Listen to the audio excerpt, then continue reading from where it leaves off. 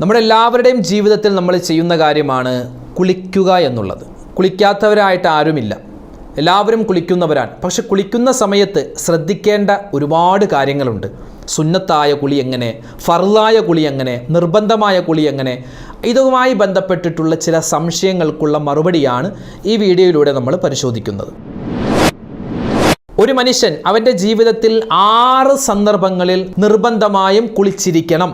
11 സന്ദർഭങ്ങളിൽ അവൻ സുന്നത്തായിട്ട് കുളിക്കൽ അനിവാര്യമാണ്.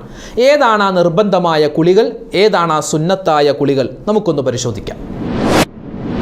കുളിക്കുന്ന സമയത്ത് ഒരുപാട് സുന്നത്തുകളുണ്ട്. പ്രത്യേകിച്ച് മുങ്ങിക്കുളിക്കുമ്പോൾ അല്ലെങ്കിൽ ഷവറിൻ്റെ താഴെ കുളിക്കുമ്പോൾ പ്രത്യേക സുന്നത്തായ കാര്യങ്ങളുണ്ട്. അതേതൊക്കെയാണെന്ന് നമുക്കൊന്ന് പരിശോധിക്കാം. ഒരു മനുഷ്യൻ അവൻ്റെ ഭാര്യയുമായി ബന്ധപ്പെട്ട് കഴിഞ്ഞാൽ, സംയോഗത്തിൽ ഏർപ്പെട്ട് കഴിഞ്ഞാൽ കുളിക്കൽ നിർബന്ധമാണ്. പല ആളുകളും ചോദിക്കും, ഉസ്താദേ അങ്ങനെയാണെങ്കിൽ ആ ബന്ധപ്പെട്ട് സ്ഖലനം സംഭവിച്ചിട്ടില്ല എങ്കിൽ കുളിക്കൽ നിർബന്ധമാണോ? ഇവിടെ ശാഫിഈ മദ്ഹബ് അനുസരിച്ച് എന്താണ് പ്രതിവിധി? പല ആളുകളും ചോദിക്കുന്നൊരു സംശയം, സ്വപ്നസ്ഖലനം ഉണ്ടായാൽ, ഉറക്കത്തിൽ സ്ഖലനം സംഭവിച്ചാൽ കുളിക്കൽ നിർബന്ധമാണോ? നമുക്കൊന്ന് പരിശോധിക്കാം എന്താണ് അതിൻ്റെ ഉത്തരം. ചില ആളുകളൊക്കെ ഇത് പറയുമ്പോൾ ചിന്തിക്കുന്നുണ്ടാകും, ഉസ്താദെ വേറെ പണിയില്ലേ, ഉസ്താദിന് നാണമില്ലേ ഇങ്ങനെ ഈ കുളിയുടെ കാര്യം, സംയോഗത്തിൻ്റെ കാര്യവും ജനാബത്തിൻ്റെ കാര്യമൊക്കെ ഇങ്ങനെ പരസ്യമായി പറയാൻ? ഇവിടെ ഞാൻ പറയുന്നത് പരിശുദ്ധമായ ഇസ്ലാമിൻ്റെ നിയമങ്ങളാണ്. അസ്സലാമു അലൈക്കും വറഹ്മത്തുള്ളാഹി വബറകാതുഹു. ബിസ്മില്ലാ വൽഹംദുലില്ലാ അസ്സലാത്തു വസ്സലാമു അലാ റസൂലില്ലാ വഅലാ ആലിഹി വസ്വഹ്ബിഹി അജ്മഈൻ അമ്മാ ബഅദ്. സ്നേഹബഹുമാനം നിറഞ്ഞ മുഅ്മിനീങ്ങളെ, അല്ലാഹു സുബ്ഹാനഹു വ തആല നമുക്കും നമ്മോട് ബന്ധപ്പെട്ട മുഴുവൻ ആളുകൾക്കും ദുനിയാവിലും ആഖിറത്തിലും വിജയികളുടെ കൂട്ടത്തിൽ ഉൾപ്പെടാനുള്ള തൗഫീക്ക് അല്ലാഹു നൽകി അനുഗ്രഹിക്കുമാറാവട്ടെ. നമ്മളോട് ആരൊക്കെ കമൻ്റ് രൂപത്തിൽ അല്ലാതെ എന്തെല്ലാം കാര്യങ്ങൾ ദുആ വസിയത്ത് പറഞ്ഞിട്ടുണ്ടോ, അല്ലാഹു അവരുടെയും നമ്മുടെയും മനസ്സിലുള്ള ഹലാലായ മുറാദുകൾ ഹാസിലാക്കുമാറാവട്ടെ. എല്ലാ വേദനകൾക്കും വിഷമങ്ങൾക്കും അല്ലാഹു തആല ശമനം നൽകുമാറാവട്ടെ. ആമീൻ യാ റബ്ബൽ ആലമീൻ. ഇന്ന് നമ്മുടെ എല്ലാവരുടെയും ജീവിതത്തിൽ നിത്യമായി നമ്മൾ ചെയ്യുന്ന ഒരു കാര്യമാണ് കുളിക്കുക എന്നുള്ളത്. ആ കുളിയുമായി ബന്ധപ്പെട്ട് കുറച്ച് മസ്അലകളാണ് നമ്മൾ ഇന്ന് ചർച്ച ചെയ്യുന്നത്. മാത്രമല്ല, ഒരാൾ അവൻ്റെ ജീവിതത്തിൽ കുളിക്കൽ നിർബന്ധമാകുന്ന സാഹചര്യങ്ങൾ ഏതെല്ലാം, ഒരാൾ അവൻ്റെ ജീവിതത്തിൽ കുളിക്കൽ സുന്നത്താകുന്ന സന്ദർഭങ്ങൾ ഏതെല്ലാം, കുളിക്കുന്ന സമയത്തുള്ള നിയ്യത്ത് ഏതാണ്, തുടങ്ങിയ 1-2 കാര്യങ്ങളാണ് നമ്മൾ ഈ വീഡിയോയിലൂടെ പരിശോധിക്കുന്നത്. ഇവിടെ പരിശുദ്ധമായ ഇസ്ലാം എന്നുള്ളത് അത് ശുദ്ധിയുടെ, വൃത്തിയുടെ മതമാണ്. അത്തൊഹൂർ ഷത്തുറുൽ ഈമാൻ എന്ന മുത്തുനബി മുഹമ്മദ് മുസ്തഫ സ്വല്ലല്ലാഹു അലൈഹി വസല്ലം. ശുദ്ധി ഈമാനിൻ്റെ ഭാഗമാണ്, പകുതിയാണെന്ന് പോലും പല ഹദീസിലും കാണാം. വൃത്തി, ശുദ്ധി എന്നുള്ളത് ഇസ്ലാം പറഞ്ഞതുപോലെ അതിപ്രാധാന്യത്തോടെ അതിപ്രധാനമായി പറഞ്ഞ മറ്റൊരു മതവും ലോകത്തില്ല. വൃത്തി, ശുദ്ധി, ആ വൃത്തിയുടെ ഏറ്റവും വലിയ രൂപം നമുക്ക് എല്ലാ ദിവസവും നമ്മൾ ചെയ്യുന്ന വുളൂ അല്ലേ? വുളൂ ചെയ്യുമ്പോൾ വെറുതെ വുളൂ എടുത്ത് കൈകാലും മുഖം കഴുകലല്ല വുളൂ എന്ന് പറഞ്ഞാൽ. മൂക്കിൻ്റെ ഉള്ളു വൃത്തിയാക്കണം, അതുപോലെ പല്ല് തേക്കണം, അതുപോലെ ശരീരത്തിൽ ഏറ്റവും കൂടുതൽ അഴുക്കുകൾ അടിഞ്ഞുകൂടാൻ സാധ്യതയുള്ള സ്ഥലങ്ങളൊക്കെ വൃത്തിയാക്കണം. മാത്രമല്ല, മൂത്രമൊഴിച്ചാൽ കഴുകണം എന്ന് പറയുന്ന ഒരേ ഒരു മതം ഇസ്ലാമാണ്. അതെങ്ങനെ? നല്ല വൃത്തിയായി ശുദ്ധിയോടുകൂടി കഴുകണമെന്നാണ്. അപ്പോൾ വൃത്തിക്ക്, ശുദ്ധി, അതിന് വലിയ പ്രാധാന്യം നൽകിയിട്ടുള്ള മതമാണ് പരിശുദ്ധമായ ഇസ്ലാം. അപ്പോൾ ഇവിടെ ഇസ്ലാമിക രൂപത്തിൽ നമ്മൾ നോക്കുമ്പോൾ 2 രൂപത്തിലാണ് ശുദ്ധീകരണമുള്ളത്. 1 കുളിക്കുക, 2 വുളൂ ചെയ്യുക. വലിയ അശുദ്ധിയിൽ നിന്ന് ശുദ്ധിയാവാൻ കുളിക്കണം, ചെറിയ അശുദ്ധിയിൽ നിന്ന് ശുദ്ധിയാവാൻ വുളൂ ചെയ്യണം. ഇവിടെ ഈ വലിയ അശുദ്ധിയിൽ നിന്ന് ശുദ്ധിയാവാൻ കുളിക്കണം. വലിയ അശുദ്ധി എന്ന് പറഞ്ഞാൽ ജനാബത്തുകാരനാവുക, ആർത്തവകാരിയാവുക, ഇതൊക്കെയാണ് വലിയ അശുദ്ധി എന്ന് പറയുന്നത്. ആ വലിയ അശുദ്ധിയിൽ നിന്ന് ശുദ്ധിയാവാൻ കുളിക്കണം. കുളി 2 രൂപത്തിലാണ്. ഒന്ന് സുന്നത്തായ കുളിയുമുണ്ട്, നിർബന്ധമായ കുളിയുമുണ്ട്. നമ്മൾ ആദ്യം നോക്കുന്നത് നിർബന്ധമായ, ഒരു മനുഷ്യൻ അവൻ്റെ ജീവിതത്തിൽ കുളിക്കൽ നിർബന്ധമാകുന്ന സാഹചര്യങ്ങളാണ്. ഏകദേശം 6 സാഹചര്യങ്ങളാണ് ഇവിടെ ഉലമാക്കൾ അവരുടെ കിതാബുകളിൽ രേഖപ്പെടുത്തുന്നത്. കുളി എന്നുള്ള ആ 2 വാക്ക്, ആ കുളി എന്നുള്ള 2 വാക്കിൻ്റെ ഡെഫിനിഷൻ നോക്കുകയാണെങ്കിൽ ഇവിടെ കിതാബിൽ കാണാം. അത് ഫർള് കുളിയാവട്ടെ സുന്നത്ത് കുളിയാവട്ടെ, നിയ്യത്തോടുകൂടി ശരീരം മുഴുവനും വെള്ളം ഒലിപ്പിക്കുന്നതിനാണ് കുളിക്കുക എന്ന് പറയുക. ഇസ്ലാം മതത്തിൽ കുളി എന്ന് പറഞ്ഞാൽ നീയത്ത്, ആ നീയത്ത്, അത് വലിയ കുളിയുടെ നീയത്താവട്ടെ ചെറിയ കുളിയുടെ, അതായത് നീയത്തോടുകൂടി ശരീരം മുഴുവനും വെള്ളമൊലിപ്പിക്കുന്നതിനാണ് കുളി എന്ന് പറയുക. ഒരാൾ നീയത്ത് വെച്ചിട്ട് അത് സുന്നത്തായ കുളിയുടെ നീയത്താവട്ടെ ഫർദായ കുളിയുടെ നീയത്താവട്ടെ നീയത്ത് വെച്ചിട്ട് ഒരു കുളത്തിൽ മുങ്ങി എഴുന്നേറ്റു, അപ്പോൾ തന്നെ ശരീരം മുഴുവനും വെള്ളം ആയല്ലോ. അല്ലെങ്കിൽ ഷവറിൻ്റെ താഴെ നിന്നു, മുഴുവനും വെള്ളമായി. അല്ലെങ്കിൽ ബക്കറ്റിൽ കോരിയ ശരീരം മുഴുവൻ വെള്ളം ഒലിപ്പിച്ചു, അത് കുളി ശരിയായി. പിന്നെ സോപ്പ് തേക്കലും ഉരച്ച് കഴുകലൊക്കെ അത് പ്രത്യേകം നമ്മുടെ ഓരോ മനുഷ്യരുടെയും ശരീരപ്രകൃതി അനുസരിച്ച് ചെയ്യേണ്ടതാണ്. ചില ആളുകൾക്ക് തേച്ചൊരച്ച് കുളിക്കാൻ പറ്റില്ല, തൊലിയിൽ വലിയ പ്രശ്നങ്ങളുണ്ടാകും. ചില ആളുകൾക്ക് സോപ്പ് ഉപയോഗിക്കാൻ പറ്റില്ല, അലർജി ഉണ്ടാകും. അപ്പോൾ തേച്ച് കുളിക്കലും അതുപോലെ സോപ്പ് തേക്കൽ, താളി തേക്കൽ അതൊക്കെ ഓരോരുത്തരുടെയും ഇഷ്ടത്തിനനുസരിച്ചാണ്. ഇസ്ലാമിൽ കുളി എന്ന് പറഞ്ഞാൽ നീയത്തോടു കൂടി എന്ത് ചെയ്യുക, ശരീരം മുഴുവനും വെള്ളം ഒലിപ്പിക്കുന്നതിനാണ് കുളി എന്ന് പറയുക. ഇവിടെ നിർബന്ധമാകുന്ന ഒരു മനുഷ്യൻ അവൻ്റെ ജീവിതത്തിൽ നിർബന്ധമായും കുളിച്ചിരിക്കേണ്ട 6 സാഹചര്യമുണ്ട്. ഒന്നാമത്തേത് മനിയ്യ് പുറപ്പെടുക, അതായത് ശുക്ലം പുറപ്പെടുക, ഇന്ദ്രിയം പുറപ്പെടുക. ഇതാണ് ഇവിടെ ശ്രദ്ധിക്കേണ്ടത്. ഇന്ദ്രിയം പുറപ്പെടുക എന്ന് പറഞ്ഞാൽ സാധാരണ ഭാര്യ ഭർത്താക്കന്മാർ തമ്മിൽ ലൈംഗിക ബന്ധത്തിൽ സംയോഗത്തിൽ ഏർപ്പെടുമ്പോൾ ശുക്ലം പുറപ്പെടാം. ആ സമയത്ത് കുളിക്കൽ നിർബന്ധമാണ്. അല്ലെങ്കിൽ സ്വയം ഭോഗത്തിലൂടെ ചിലപ്പോൾ ശുക്ലം പുറപ്പെട്ടേക്കാം, ആ സമയത്തും കുളിക്കൽ നിർബന്ധമാണ്. പരിശുദ്ധമായ ഇസ്ലാമിൽ ആ കാര്യം ചെയ്യൽ വളരെയധികം നിഷിദ്ധമാക്കപ്പെട്ടിരിക്കുകയാണ്. അതൊരു മറ്റൊരു ചർച്ചയായതുകൊണ്ട് നമ്മൾ അങ്ങോട്ട് പോകുന്നില്ല. അതുപോലെ ഉറക്കത്തിൽ സ്വപ്നസ്ഖലനം ഉണ്ടാവുക, അത് ആണിനും പെണ്ണിനും ഉണ്ടാവാം. ഈ ആണിനും പെണ്ണിനും സ്വപ്നസ്ഖലനം ഉണ്ടാവുക, അതുപോലെ സ്വയംഭോഗം ചെയ്യുക, ഭാര്യ ഭർത്താക്കന്മാർ തമ്മിൽ ലൈംഗിക ബന്ധത്തിൽ ഏർപ്പെടുക, സംയോഗത്തിന് ചെയ്യുക, ഈ സമയത്തെല്ലാം മനിയ്യ് പുറപ്പെടുന്നത് കൊണ്ട് കുളിക്കൽ നിർബന്ധമാണ്.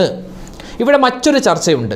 രണ്ടാമത്തെ കാരണം, ഒന്നാമത്തേത് മനിയ്യ് പുറപ്പെടുക, രണ്ടാമത്തേത് സംയോഗം ചെയ്യുക. അതായത് ഭാര്യ ഭർത്താക്കന്മാർ തമ്മിൽ ശാരീരികമായ ബന്ധത്തിൽ ഏർപ്പെട്ടാൽ അവിടെ കുളിക്കൽ നിർബന്ധമാണ്. ശാഫഈ മദ്ഹബ് അനുസരിച്ച് ശാരീരിക ബന്ധത്തിൽ ഏർപ്പെട്ടാൽ തന്നെ കുളിക്കൽ നിർബന്ധമാണ്. അല്ലെങ്കിൽ അവിടെ മനിയ്യ് പുറപ്പെടണമെന്ന് നിർബന്ധമില്ല. ശാഫഈ മദ്ഹബ് അനുസരിച്ച് ഭാര്യ ഭർത്താക്കന്മാർ തമ്മിൽ ലൈംഗിക ബന്ധത്തിൽ ഏർപ്പെടുമ്പോൾ അവിടെ മനിയ്യ് പുറപ്പെട്ടില്ല, ശുക്ലം പുറപ്പെട്ടില്ല എങ്കിലും കുളിക്കൽ നിർബന്ധമാണ്.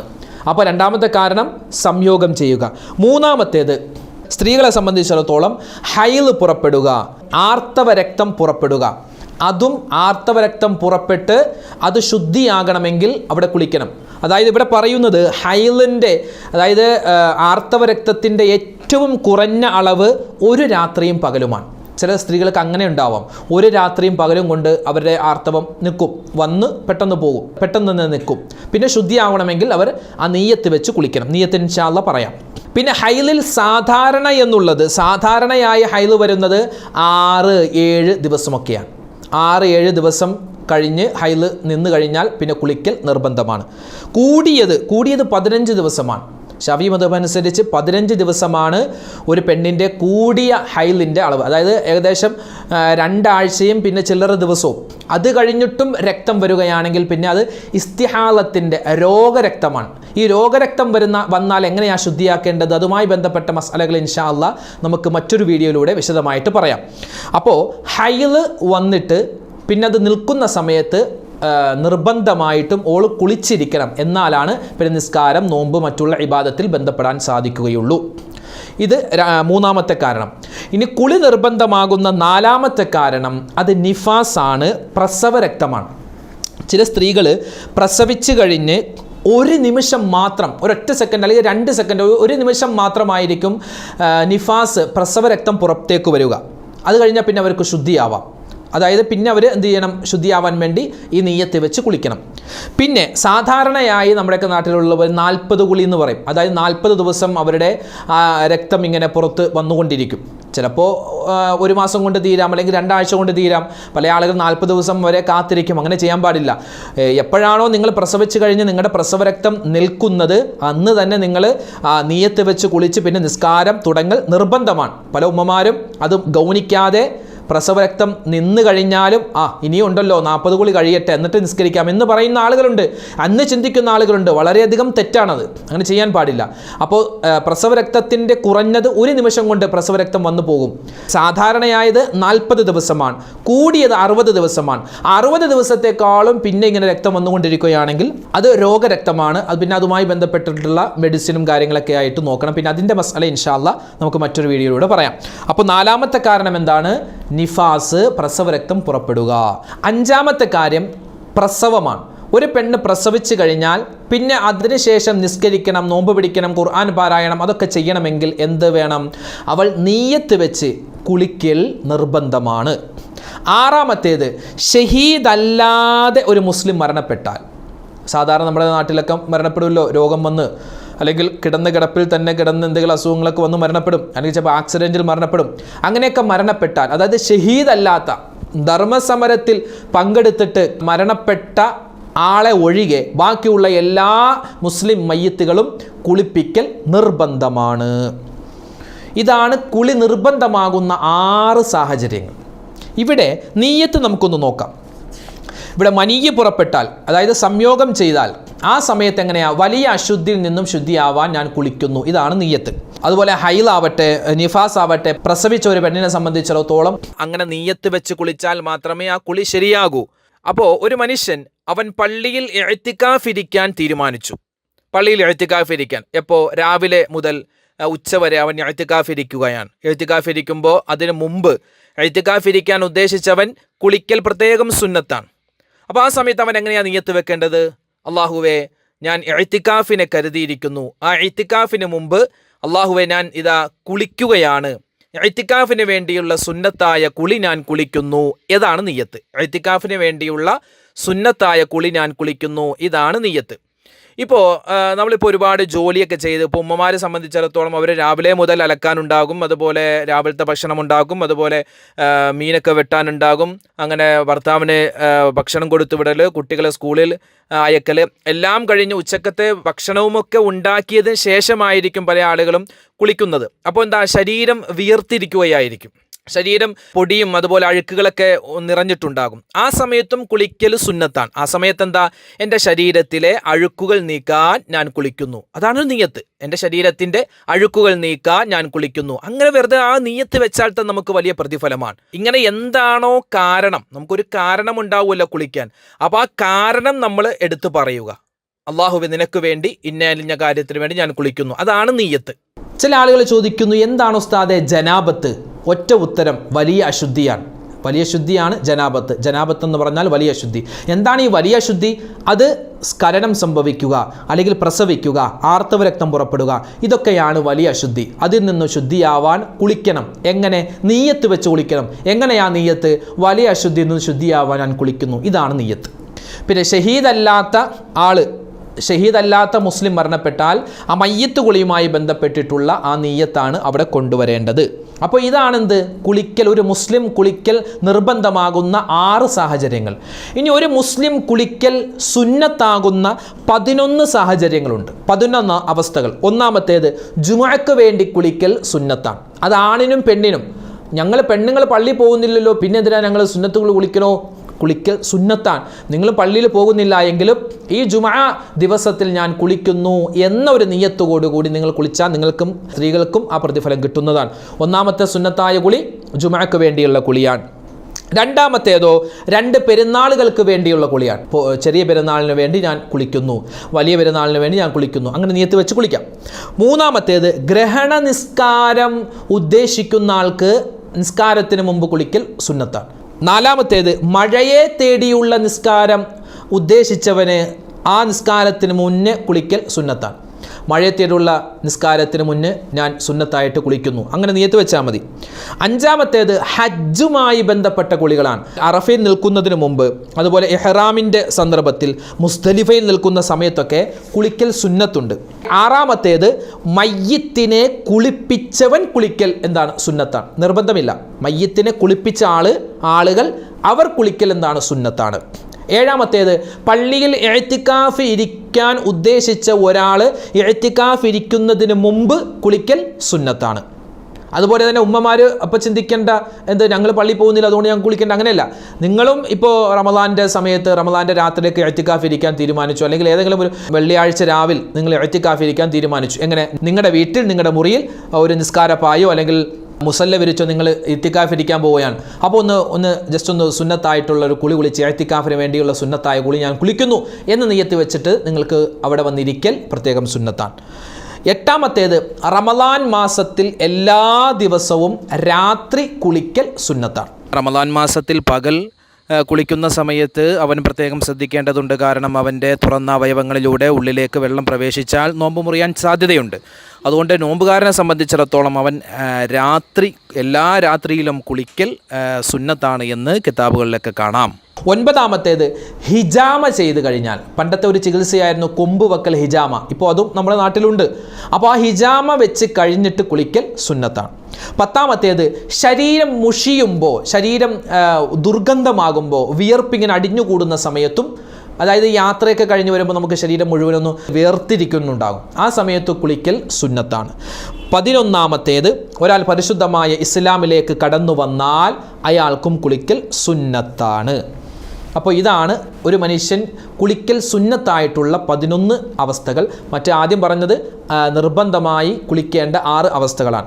പിന്നെ കുളിക്കുന്ന സമയത്ത് തന്നെ ചില കാര്യങ്ങൾ നമ്മൾ ശ്രദ്ധിക്കാനുണ്ട്. സുന്നത്തായിട്ടുള്ളത്, നമ്മൾ കുളിക്കുന്ന സമയത്ത് വലതുഭാഗം കൊണ്ട് തുടങ്ങണമെന്നാണ്. കപ്പിൽ കോരി കുളിക്കുകയാണെങ്കിൽ വലതുഭാഗം കൊണ്ട് കുളിക്കണമെന്നാണ്. അതുപോലെ ഷവർ തുറന്ന് കുളിക്കുകയാണെങ്കിൽ നമ്മൾ വലതുഭാഗം കൊണ്ട് ആദ്യം കഴുകണമെന്നാണ്. പിന്നെ മുങ്ങി കുളിക്കാൻ പോവുകയാണെങ്കിൽ നമ്മുടെ കൈ കൊണ്ട് ആദ്യം ആ സുന്നത്തെടുക്കുന്നതിന് വേണ്ടി വലതു ഭാഗത്തിങ്ങനെ കഴുകി ഇടതു ഭാഗത്തും കഴുകിയിട്ട് വേണം മുങ്ങി കുളിക്കാൻ, അതൊരു സുന്നത്താണ്. പിന്നെ ഔറത്ത് മറച്ച് കുളിക്കണമെന്നാണ്, അതും പ്രത്യേകം സുന്നത്താണ്. പിന്നെ സോപ്പ്, അതുപോലെ താളിയോ എന്താണോ അതുപോലെയൊക്കെ വെച്ച് തേച്ചൊരുമി കുളിക്കലും സുന്നത്തിൽപ്പെടും. കാരണം എന്താണ്? ശരീരം കുളിക്കുക എന്ന് പറഞ്ഞാൽ അതിൻ്റെ ഏറ്റവും വലിയ മുറാദ് നമ്മുടെ ശരീരത്തിൽ അഴുക്കുകൾ പോവുക. അപ്പോൾ അഴുക്ക് പൂർണ്ണമായിട്ടും പോവാൻ സോപ്പ് ഉപയോഗിക്കാം, അല്ലെങ്കിൽ തേച്ചൊരച്ച് നമുക്ക് കഴുകി കുളിക്കാം. അപ്പോൾ അതൊക്കെ പ്രത്യേകം സുന്നത്താണ്. പിന്നെ വെള്ളം മിതമായി ഉപയോഗിക്കണമെന്നാണ്. കടലിൻ്റെ നടുവിലാണ് നീ കുളിക്കുന്നതെങ്കിലും നീ വുളൂ ചെയ്യുന്നതെങ്കിലും കുറച്ച് വെള്ളം മാത്രമേ എടുക്കാവൂ എന്ന് പഠിപ്പിച്ച പരിശുദ്ധമായ ദീനാണ് നമ്മുടെ ദീൻ. പിന്നെ അതുപോലെ തന്നെ കുളിക്കുന്നതിന് മുമ്പ് വുളൂ എടുക്കൽ സുന്നത്താണ്. കുളിക്കുന്നതിന് മുമ്പ് ഒന്ന് വുളൂ എടുത്തിട്ട് കുളിക്കൽ സുന്നത്താണ്. ആ വുളൂ എടുക്കുന്ന സമയത്ത് പല്ല് തേക്കലും സുന്നത്താണ്. അപ്പോൾ ഒരുപാട് സുന്നത്തുകളുണ്ട്. അപ്പോൾ നമ്മുടെ ജീവിതത്തിൽ എപ്പോഴും നമ്മൾ ചെയ്യുന്ന, നമ്മൾ വളരെ നിസ്സാരമായി നമ്മൾ എവിടെയെങ്കിലും പോകുന്നതിന് മുമ്പ് ഓടി വന്ന് ഷവർ തുറന്ന് ഇങ്ങനെ കുറച്ച് സോപ്പൊക്കെ തേച്ച് കുറച്ച് പാട്ടൊക്കെ പാടിയിട്ട്, അല്ലേ? നമ്മുടെ മക്കളൊക്കെ അങ്ങനെയാണ്. അല്ല, ആ ബാത്റൂമിലേക്ക് കയറുമ്പോൾ ശ്രദ്ധിക്കേണ്ട കാര്യമുണ്ട്. അവിടെ വെച്ച് ചില ആളുകൾ ചോദിക്കും, ബാത്റൂമിൻ്റെ ഉള്ളിൽ വെച്ച് നമുക്കിപ്പോൾ ഫർദ് കുളിയാണ്, സുന്നത്ത് കുളിയാണെങ്കിൽ ബാത്റൂമിൻ്റെ ഉള്ളിൽ വെച്ച് നമുക്ക് ചെയ്യാമോ, നിയ്യത്ത് പറയാമോ, ഉറക്കെ പറയാമോ? ബാത്റൂമിൻ്റെ ഉള്ളിൽ വെച്ച് നിയ്യത്ത് പറയാമോ പാടില്ലയോ എന്നുള്ള ഒരു വീഡിയോ നമ്മൾ മുമ്പ് ചെയ്തിരുന്നു. ഇവിടെ ചെറുതായിട്ടൊന്ന് സൂചിപ്പിക്കുകയാണ്. ഇപ്പോൾ നമ്മുടെയൊക്കെ വീടുകളിൽ അറ്റാച്ച്ഡ് ബാത്റൂമാണ്. അതായത് ഒരു സൈഡിൽ ടോയ്ലറ്റ് ഉണ്ടാകും, മറ്റൊരു സൈഡിൽ നമുക്ക് ഷവറും പൈപ്പൊക്കെ ഉണ്ടാകും. അപ്പോൾ ആ ടോയ്ലറ്റിൻ്റെ ഭാഗത്ത് വെച്ച് നമ്മൾ വായ കൊണ്ടും പറയാൻ പാടില്ല, മനസ്സുകൊണ്ടും നമ്മൾ എന്ത് ചെയ്യാൻ പാടില്ല, നിയ്യത്ത് കരുതാൻ പാടില്ല. നമ്മുടെ ഷവറിൻ്റെ താഴെ, അല്ലെങ്കിൽ നമ്മൾ ഒതു എടുക്കുന്ന ഒരു പ്രത്യേക സ്ഥലമുണ്ടാകുമല്ലോ. ടോയ്ലറ്റ് ഒരു ഭാഗത്തായിരിക്കും, ഇപ്പുറത്തെ സ്ഥലത്തായിരിക്കും സോപ്പ് വെക്കാനും അതുപോലെ ഷവറും അതുപോലെ നമ്മുടെ പൈപ്പ് ഒതു എടുക്കാനുള്ള പൈപ്പൊക്കെ. അപ്പോൾ അവിടെ വെച്ച് നമുക്ക് വലിയ ശബ്ദത്തിലല്ല, ചെറിയ ശബ്ദത്തിൽ ഒതു എടുക്കുന്ന സമയത്ത് അല്ലെങ്കിൽ കുളിക്കുന്ന സമയത്ത് നിയ്യത്ത് ചെറുതായി, നമ്മുടെ നെഫ്സ് തന്നെ കേൾക്കുന്ന നിലയിൽ നമുക്ക് നിയ്യത്ത് ചെറുതായിട്ട് പറയാവുന്നതാണ്. അത് കുഴപ്പമില്ല കേട്ടോ. അപ്പോൾ ഈ കാര്യങ്ങളാണ് പ്രത്യേകം ശ്രദ്ധിക്കേണ്ടത്. ചില ആളുകളൊക്കെ ഇത് പറയുമ്പോൾ ചിന്തിക്കുന്നുണ്ടാകും, ഉസ്താദേ വേറെ പണിയില്ലേ, ഉസ്താദിന് നാണമില്ലേ ഇങ്ങനെ ഈ കുളിയുടെ കാര്യം, സംയോഗത്തിൻ്റെ കാര്യവും ജനാബത്തിൻ്റെ കാര്യമൊക്കെ ഇങ്ങനെ പരസ്യമായി പറയാൻ? ഞാനിത് പറയുന്നത് എൻ്റെ മുഅ്മിനീങ്ങളോടാണ്. ഇത് അറിയണമെന്ന ആഗ്രഹമുള്ള എൻ്റെ മുഅ്മിനീങ്ങളായ ഉമ്മമാരോടും ഉപ്പമാരോടുമാണ് ഞാനിത് പറയുന്നത്. മറ്റുള്ളവർ അവർക്ക് കേൾക്കാം, കേൾക്കാതിരിക്കാം, അത് അവരുടെ സ്വാതന്ത്ര്യമാണ്. ഇവിടെ ഞാൻ പറയുന്നത് പരിശുദ്ധമായ ഇസ്ലാമിൻ്റെ നിയമങ്ങളാണ്. ഇസ്ലാമിൻ്റെ നിയമങ്ങൾ അത് 21-ാം നൂറ്റാണ്ടല്ല, ഇനി 100-ാം നൂറ്റാണ്ട് കടന്നു വന്നാലും ഇവിടെ നിയമം തന്നെയാണ്. ദീനിൻ്റെ നിയമം അത് പറയുക തന്നെ ചെയ്യും. അതിന് ഇതിനേക്കാൾ വലിയ എന്ത് പ്ലാറ്റ്ഫോമോ വന്നു, ഇപ്പോൾ സോഷ്യൽ മീഡിയ പ്ലാറ്റ്ഫോമാണ്, ഇനി എന്ത് വലിയ പ്ലാറ്റ്ഫോമോ വന്നാലും അതിലെല്ലാം ദീനിൻ്റെ നിയമങ്ങൾ അതുപോലെ തന്നെ പറയും. അപ്പോൾ ഞാനിത് പറഞ്ഞത് നമ്മൾ അറിഞ്ഞിരിക്കേണ്ട, പല ആളുകൾക്കും ഇത് ചോദിക്കണമെന്നുണ്ട്, പക്ഷെ നാണമാണ്, ലജ്ജയാണ്. പക്ഷേ നമ്മൾ ആ ദീൻ പഠിക്കുന്ന കാര്യത്തിൽ, മതം പഠിക്കുന്ന കാര്യത്തിൽ ഒരു ലജ്ജയും വേണ്ട. അപ്പോൾ ഇത്തരത്തിലുള്ള സംശയങ്ങൾക്കുള്ള മറുപടി നിങ്ങൾക്കായി എന്ന് ഞാൻ വിചാരിക്കുകയാണ്. ഒരുപാട് ഉമ്മമാർക്കും ഉപ്പമാർക്കുമുള്ള സംശയമായിരിക്കും, ഉസ്താദെ കുളിക്കാൻ ഏറ്റവും നല്ല സമയം ഏതാണ്? ഏറ്റവും ബെസ്റ്റായിട്ടുള്ള സമയം ഏതാണ്, ഖുർആനിൽ ഏതെങ്കിലും സമയം പറഞ്ഞിട്ടുണ്ടോ, ഹദീസിൽ ഏതെങ്കിലും സമയം പറഞ്ഞിട്ടുണ്ടോ എന്ന് പല ആളുകളും ചോദിക്കാറുണ്ട്. കുളിക്കുന്ന സമയത്തെപ്പറ്റി ഖുർആനിലും ഹദീസിലും അങ്ങനെ പ്രത്യേകിച്ച് ഒന്നും പറഞ്ഞിട്ടില്ല. പിന്നെ നബി സല്ലല്ലാഹു അലൈഹി വസല്ലമ തങ്ങളുടെ പല ഹദീസുകളുടെയും മഅനയിൽ നിന്നും അർത്ഥത്തിൽ നിന്നും നമുക്ക് മനസ്സിലാകുന്നത്, ഒരു മനുഷ്യൻ, അതായത് ഒരു ഭർത്താവ് അവൻ്റെ ഭാര്യയോടുകൂടി രാത്രി സംയോഗം ചെയ്തു, അവർ ശാരീരികമായി ബന്ധപ്പെട്ടതിന് ശേഷം സുബഹിക്ക് മുമ്പ് ആ സുബഹിയുടെ സമയത്ത് അവർ എഴുന്നേറ്റ് കുളിക്കുന്നു, എന്നിട്ട് അവർ സുബഹി നമസ്കാരം ജമാഅത്തായി നിസ്കരിക്കുന്നു, അല്ലെങ്കിൽ ആ ഭാര്യ വീട്ടിൽ നിസ്കരിക്കുന്നു, ഭർത്താവ് പള്ളിയിൽ പോയി നിസ്കരിച്ചാൽ അവർക്ക് ശുഹദാക്കളുടെ പട്ടികയിൽ വരെ ഉൾപ്പെടാൻ സാധിക്കും എന്ന് ചില ഹദീസുകളുടെ അർത്ഥത്തിൽ നിന്നും നമുക്ക് മനസ്സിലാകും. അപ്പോൾ കുളിക്കാൻ ഏറ്റവും നല്ല സമയം അത് രാവിലെ തന്നെയാണ്. അതങ്ങനെയാണല്ലോ സാധാരണ നമ്മളൊക്കെ കുട്ടികൾ സ്കൂളിൽ പോകുമ്പോൾ, അല്ലെങ്കിൽ നമ്മൾ വലിയ ആളുകൾ ജോലിക്ക് പോകുമ്പോൾ അങ്ങനെയൊക്കെ രാവിലെ കുളിക്കുന്ന ആളുകളുണ്ട്, അത് ഏറ്റവും ഹൈറാണ്. പിന്നെ അതുപോലെ വൈകുന്നേരം കുളിക്കുന്ന ആളുകളുണ്ട്, അതുപോലെ രാത്രി ജോലിയൊക്കെ കഴിഞ്ഞ് വന്ന് കുളിക്കുന്ന ആളുകളുണ്ട്. അതിപ്പോൾ ഹദീസിലും അതുപോലെ ഖുർആനിലും ഏത് സമയം കറക്റ്റായിട്ട് നല്ല സമയം അതൊന്നും നമുക്ക് കാണാൻ സാധിക്കില്ല. അതൊക്കെ നമ്മുടെ ഓരോ ആളുകളുടെയും ശാരീരിക പ്രകൃതി അനുസരിച്ച്, അല്ലെങ്കിൽ ഡോക്ടർമാർ നിർദ്ദേശിക്കുമല്ലോ. ഇപ്പോൾ പഴയ ഉമ്മമ്മമാരൊക്കെ പറയാറുണ്ട്, വൈകുന്നേരത്തെ കുളി അത് ശരീരത്തിന് ദോഷകരമാണ് എന്ന് ചില ആളുകൾ പറയാറുണ്ട്. അതേതെങ്കിലും അവരുടെ നാട്ടുവൈദ്യം വെച്ചോ അല്ലെങ്കിൽ ആ നാടിൻ്റെ രീതി വെച്ചോ ഒക്കെ ആയിരിക്കാം. പിന്നെ നമുക്കറിയാം, നട്ടുച്ച സമയത്ത് കുളിക്കാൻ പാടില്ല, തലയിൽ നീര് ഇറങ്ങും, അങ്ങനെയൊക്കെ പറയാറുണ്ട്. അപ്പോൾ കുളിക്കാൻ ഏറ്റവും നല്ലത് അത് രാവിലെ ടൈം തന്നെയാണ്. രാവിലെ കുളിച്ചാൽ ഒരു ഉഷാറുണ്ടാകും. അപ്പോൾ ആ കുളിയുടെ ടൈമുമായി ബന്ധപ്പെട്ട് നമുക്ക് അങ്ങനെയാണ് ചർച്ച ചെയ്യാൻ സാധിക്കുക. അപ്പോൾ കുളി എങ്ങനെ? കുളിക്കൽ എന്ന് പറഞ്ഞാൽ അത് നിസ്സാരമായ കാര്യമല്ല. പരിശുദ്ധമായ ദീനിൽ വളരെയധികം പ്രാധാന്യമുള്ള കാര്യമാണ്. നിർബന്ധമായ കുളി, സുന്നത്തായ കുളി, കുളിക്കുമ്പോൾ ശ്രദ്ധിക്കേണ്ട ചില സുന്നത്തുകളൊക്കെ നമ്മൾ പറഞ്ഞിട്ടുണ്ട്. ഇനിയും ഒരുപാട് കാര്യങ്ങളുണ്ട്. ഇൻഷാ അല്ലാഹ് മറ്റൊരവസരത്ത് നമുക്ക് വിശദമായിട്ട് പറയാം. അല്ലാഹു തആല ഇതെല്ലാം നമ്മുടെ ജീവിതത്തിൽ പ്രാവർത്തികമാക്കാനുള്ള തൗഫീക്ക് നൽകുമാറാവട്ടെ. ആമീൻ. കുളിയുമായി ബന്ധപ്പെട്ട് ഇനിയും ഈ വീഡിയോ കേൾക്കുമ്പോൾ നിങ്ങൾക്ക് എല്ലാവർക്കും പല സംശയങ്ങളുണ്ടാകും. അതൊക്കെ കമൻറ്റായി രേഖപ്പെടുത്തിയാൽ ഇൻഷാ അല്ലാഹ് അതൊക്കെ വായിച്ച് മറ്റൊരു വീഡിയോയിൽ നമുക്കതിൻ്റെ മറുപടി സാഹചര്യം പോലെ നമുക്ക് പറയാവുന്നതാണ്. അല്ലാഹു സുബ്ഹാനഹു വ തആല നമ്മളിൽ നിന്നും സ്വീകരിക്കുമാറാവട്ടെ. അല്ലാഹു സുബ്ഹാനഹു വ തആല കമൻറ്റ് രൂപത്തിൽ ആരെല്ലാം ദുആ കൊണ്ട് വസിയ്യത്ത് ചെയ്തിട്ടുണ്ടോ മുഴുവൻ ആളുകൾക്കും അല്ലാഹു തആല ആഫിയത്തുള്ള ദീർഘായുസ്സ് നൽകുമാറാവട്ടെ. അവരുടെയും നമ്മുടെയും മനസ്സിലുള്ള ഹലാലായ മുറാദുകൾ അല്ലാഹു ഹാസിലാക്കുമാറാവട്ടെ. രോഗങ്ങൾക്ക് ശമനം നൽകട്ടെ. കടങ്ങൾ അല്ലാഹു മാറ്റിത്തരട്ടെ. മക്കളില്ലാത്തവർക്ക് അല്ലാഹു ഹൈറായ മക്കളെ കൊടുക്കട്ടെ. അതുപോലെ ജോലിയില്ലാത്തവർ, അതുപോലെ വാഹനമില്ലാത്തവർ, സ്വന്തമായി വീടില്ലാത്തവർ എല്ലാവർക്കും അല്ലാഹു സലാമത്ത് നൽകുമാറാവട്ടെ.